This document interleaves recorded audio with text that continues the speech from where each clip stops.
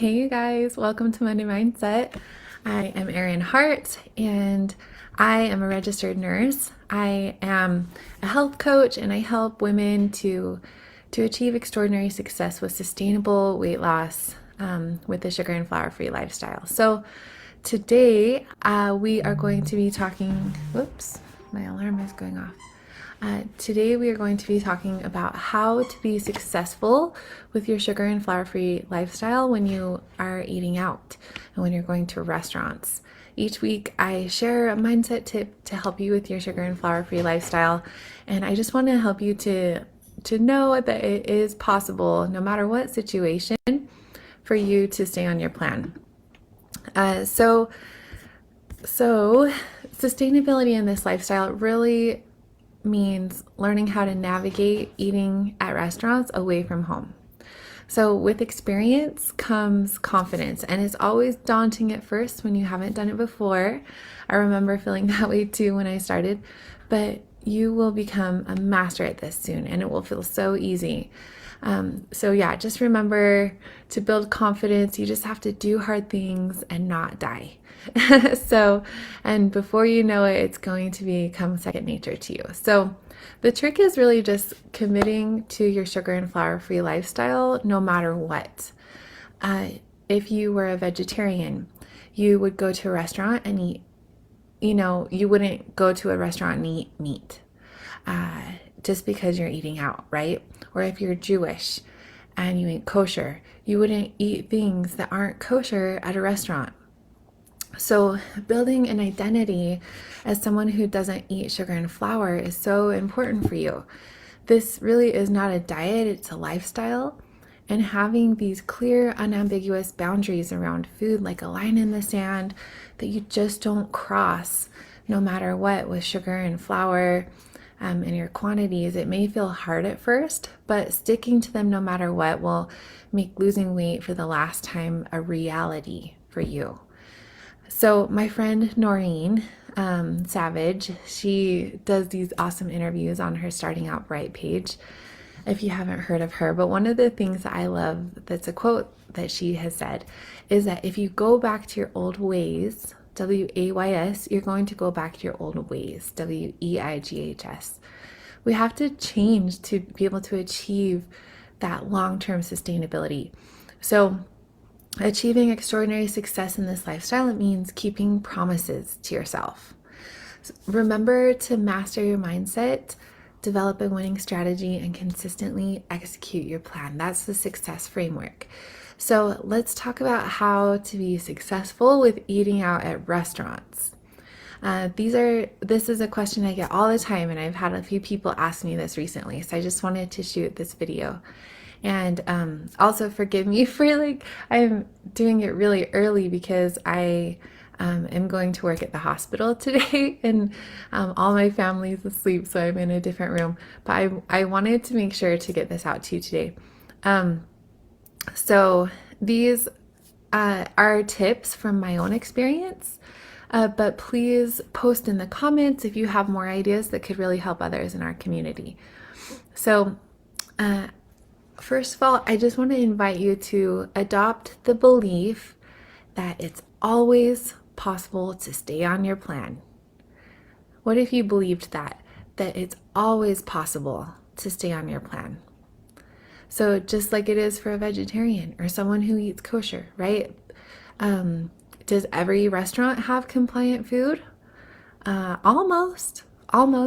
Most places have protein and produce. So it's pretty easy once you figure it out, but there may be times when there isn't something there. So if your family wants to go somewhere where they only sell, French fries and shakes, you're going to need to advocate for your dietary needs. And just because you don't eat that, it doesn't mean that they can't go there, but you also need to eat, right? You need to have something for dinner or lunch. So you may need to eat before you go, or you get your own thing from a different place, or you go with your family and have a sparkling water there, or your family goes somewhere where you can have a compliant meal. But it's okay to let your family and your friends know what you need. And I'm guessing that if you're the type of person watching this video, you're a caregiver or a people pleaser and are very selfless. For a lot of us, that's how we gained the weight in the first place. I know for me, that was my experience, right? It's like putting other people's needs ahead of our own. So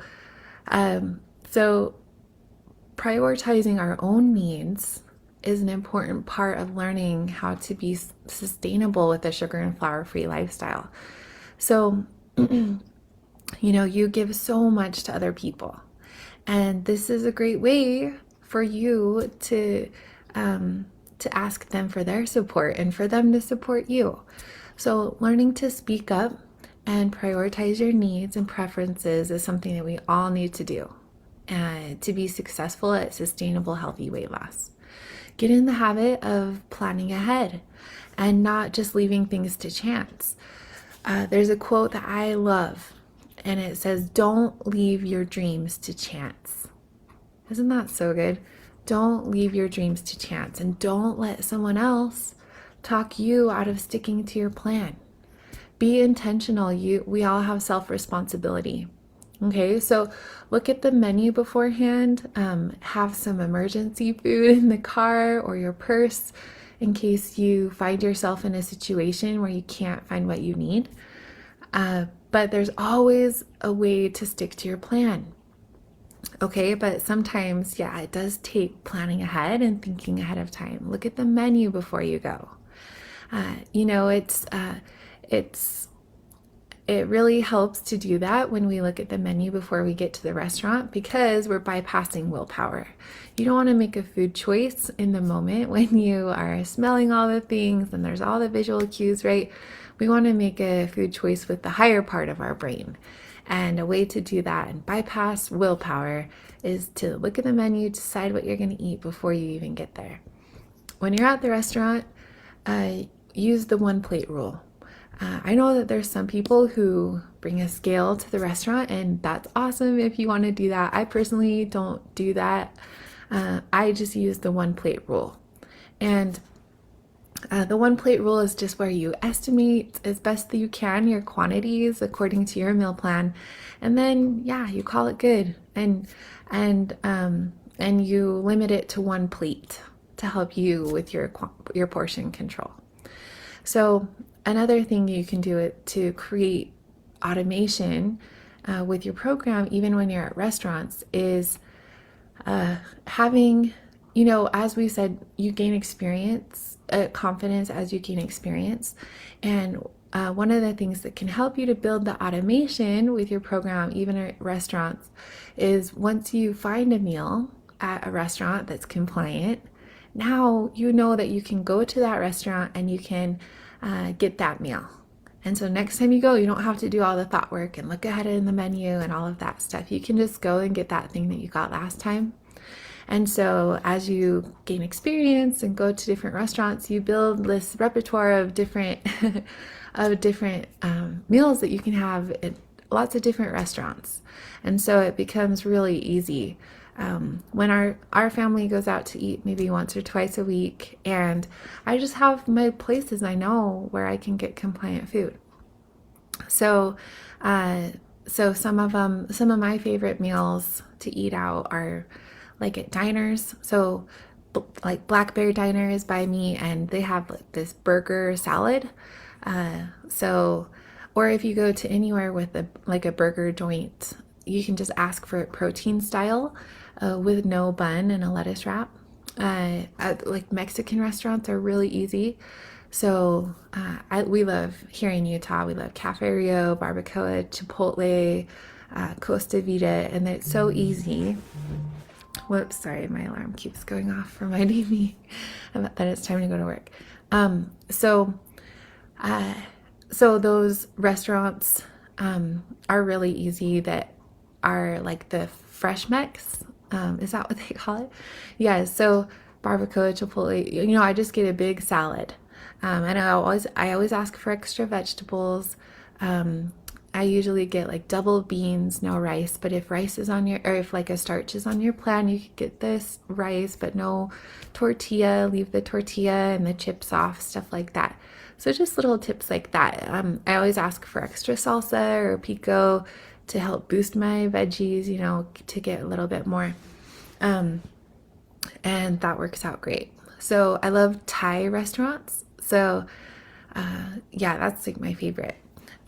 So curry with chicken or tofu, and just getting lots of extra veggies, no rice, or if rice is on your plan, in your specific plan, you can do that. And I always just ask for extra veggies everywhere I go. And if it costs more, it costs more. Like it's a way to give yourself some self-care by giving yourself some extra veggies. So pay the extra $4, right?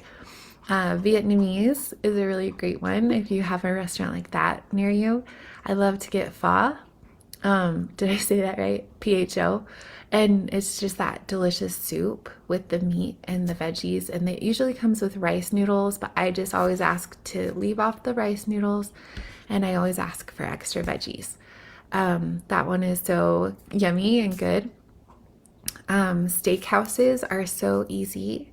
So, going to steakhouses and getting some sort of meat that's not breaded, right? And just buying, yeah, and just getting lots of vegetables. So, a salad, vegetables, and butter or salad dressing for your fat.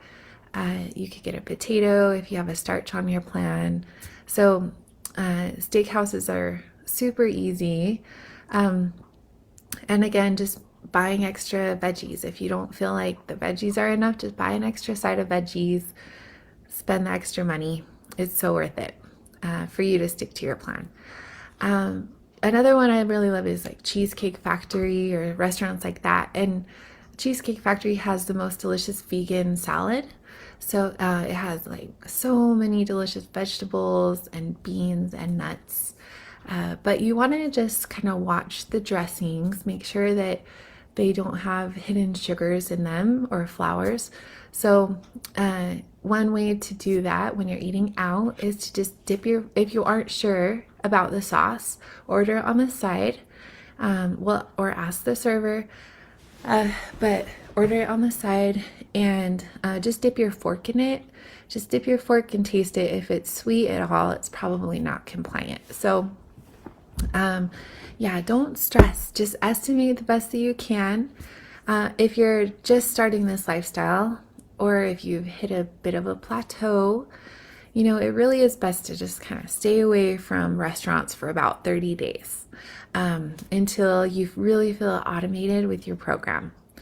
If you've hit a plateau, meaning that you have 4 weeks of really consistency with your plan with no change in your weight, or if you're just starting and you're struggling with consistency and you're having more cravings or food thoughts or something like that's going on with your program, you kind of want to dial back the restaurants a little bit and just eat at home. Keep your food simple and clean it up until you feel automated and the cravings and go away. And those hidden sugars and flours can really mess with you. It can reignite that food addiction without you even realizing that that's what's going on. So if you're eating out at restaurants a lot and having a lot of cravings and food thoughts, that may be something that's happening. Is there may be some hidden sugar or flour in your food that can be causing that. It's so interesting.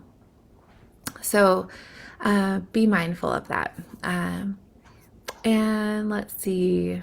Yeah, I guess just what I want to share with you guys today is that it's totally doable. Okay, it's so easy. So stop telling yourself it's hard. I know that we do that sometimes, and it may be hard. It may feel hard right now. If it feels hard, I want you to say to yourself that, okay, this is hard and I can do this. This is hard and I got this. Okay, this is hard and I'm strong. Okay, That's how we master our mindset and have that transformational vocabulary around eating out at restaurants. Eventually, with that growth mindset, just know that it is hard at first, but it will become easy with experience. So what you're doing is you're laying a foundation of a healthy life. And every meal on plan is a brick in that foundation. So stay strong, commit to your plan, and build your new identity by watching your own behavior. Don't leave your dreams to chance. You guys got this.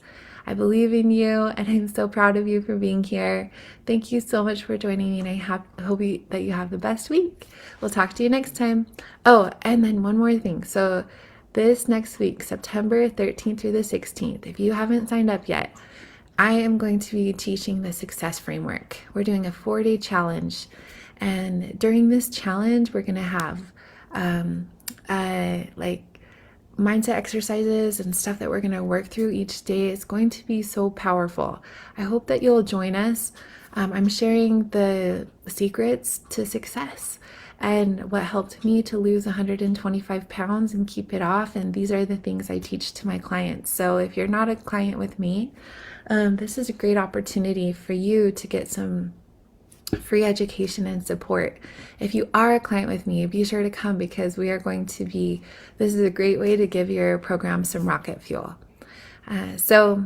September 13th through the 16th, you do have to register. You can go to erinharthealthcoaching.com and look for the link to the free challenge on my homepage.